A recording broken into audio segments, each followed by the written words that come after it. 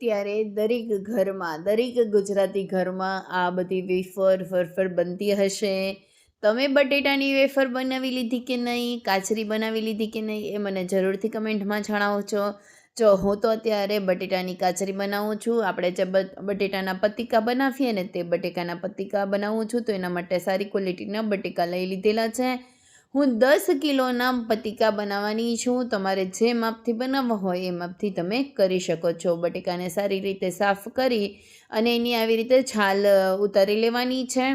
જોઈ શકો છો કે એકદમ સરસ આપણે ક્લીન કરી લેવાના છે. સરસ રીતે થઈ જાય પછી તમારે થોડાકની છાલ ઉતારી અને પછી તમારે આવી રીતે ખમણી લઈ લેવાની છે. આ મારી પાસે જૂના જમાનાની ખમણી છે, એટલે મારી પાસે એની કોઈ લિંક નથી, પરંતુ માર્કેટમાં આવી ખમણી મળી જતી હશે. એને આ રીતે તમારે ઘસી અને પતીકા પાડી લેવાના છે. તમારી પાસે જે પણ આવી રીતે સ્લાઇડર હોય એ તમે વાપરી શકો છો, ઉપયોગમાં લઈ શકો છો. એકદમ સરસ આછી વેફર આપણે પાડી લીધેલી છે. જોઈ શકો છો કે આ રીતે તમારે વેફર પાડી લેવાની છે. તમે જાડી પાતળી તમારી ઈચ્છા અનુસાર કરી શકો, પરંતુ પાતળી એકદમ આછી કરશો ને તો ખૂબ સરસ લાગે છે. અને પછી એને તરત જ પાણીમાં ઉમેરતા જવાનું, નહીં તો શું થશે કે રેડ થવા લાગશે, એટલે જરાય સારી નહીં લાગે. તો આ રીતે તમે પાણીમાં ઉમેરતા જવાનું, થઈ જાય એટલે તરત જ પાણીમાં ઉમેરી દેવાની છે. અને હા, ખાસ ધ્યાન રાખી અને 2 થી 3 પાણીથી તમારે એ વેફરને સાફ કરવાની છે. એનો જે સ્ટાર્ચ હોય ને એ નીકળી જવો જોઈએ ત્યાં સુધી તમારે એને સાફ કરવાની છે.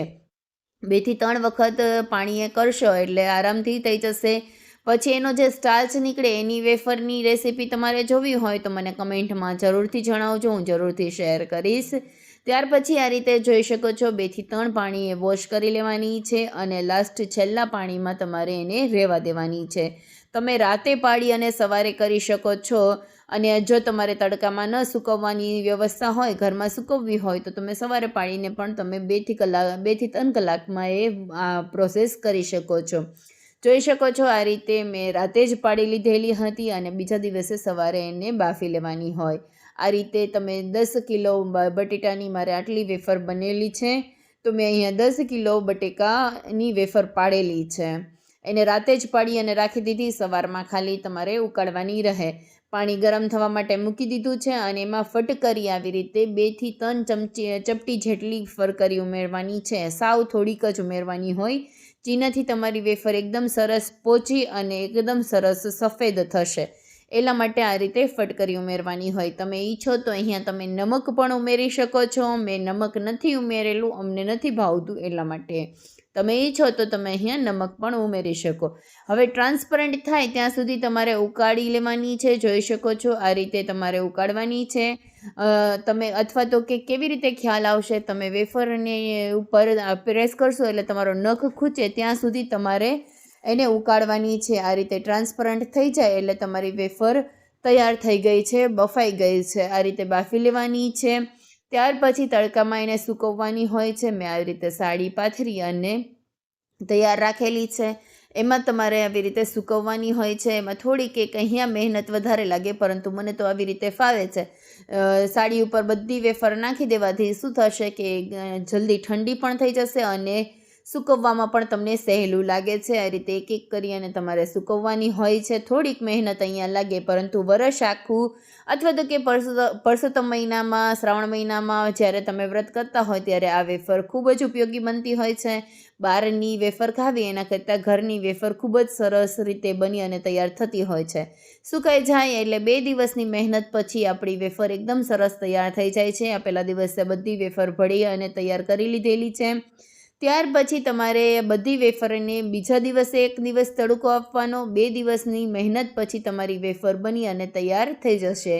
જોઈ શકો છો આ રીતે બીજા દિવસે પણ મેં અહીંયા વેફર સુકાવી લીધેલી છે. એક મોટા વાસણમાં ભરી અને સૂકવી લીધેલી છે, કારણ કે પહેલા દિવસના તડકામાં જ વેફર એકદમ સરસ બની અને તૈયાર થઈ જતી હોય છે. આપણી વેફર સુકાઈ ગઈ છે. જોઈ શકો કેટલી સરસ રીતે આપણી વેફર બની અને તૈયાર થઈ ગઈ છે. ખૂબ જ સરળ હોય છે રેસીપી આમ તો, બાકી મહેનત થોડી વધારે લઈ લેતા હોય. તેલ ગરમ થાય એટલે આપણે એને તળીને પણ ચેક કરી લઈએ કે કેવી બની છે. મને કોઈ પણ વસ્તુ બની હોય ને તરત જ ચેક કરવું હોય કે કેવી બની છે. જોઈ શકો છો આ રીતે તેલ ગરમ થઈ ગયું એટલે આપણે વેફર તળી લીધેલી છે. આ રીતે એકદમ સરસ અને ક્રિસ્પી એવી વેફર બની અને તૈયાર થશે. તો આ વેફર બાળકોને ભાવે એટલા માટે શું કરી શકો તમે અહીંયા કે બાળકોને ભાવે ને તો અહીંયા તમે પેરી પેરી મસાલો છે, મેગી મસાલો છે છાંટીને, અથવા તો કે મરચું પાવડર અને મીઠું નમક છાંટીને તમે બનાવી શકો છો. મસાલો તમારી ઈચ્છા અનુસાર કરી શકો. મેં અહીંયા પેરી પેરી મસાલાનો ઉપયોગ કરેલો છે, જેનાથી બાળકો એકદમ સરસ રીતે બહારની વેફર નહીં ખાય અને તમારી ઘરની વેફર ખાશે. તો આ રીતે તમે ક્રિસ્પી એવી વેફર બનાવી અને તૈયાર કરી શકો અને વરસ આખું સ્ટોર કરી શકો. તમારે આ વેફર બની ગઈ છે કે નહીં એ તમે મને કમેન્ટમાં જરૂરથી જણાવજો. અને હા ફ્રેન્ડ્સ, જો તમને આના સ્ટાર્ચમાંથી બનતી વેફરની રેસીપી જોઈતી હોય તો મને કમેન્ટમાં જરૂરથી જણાવજો. હું જરૂરથી શેર કરીશ. Thank you. Bye bye.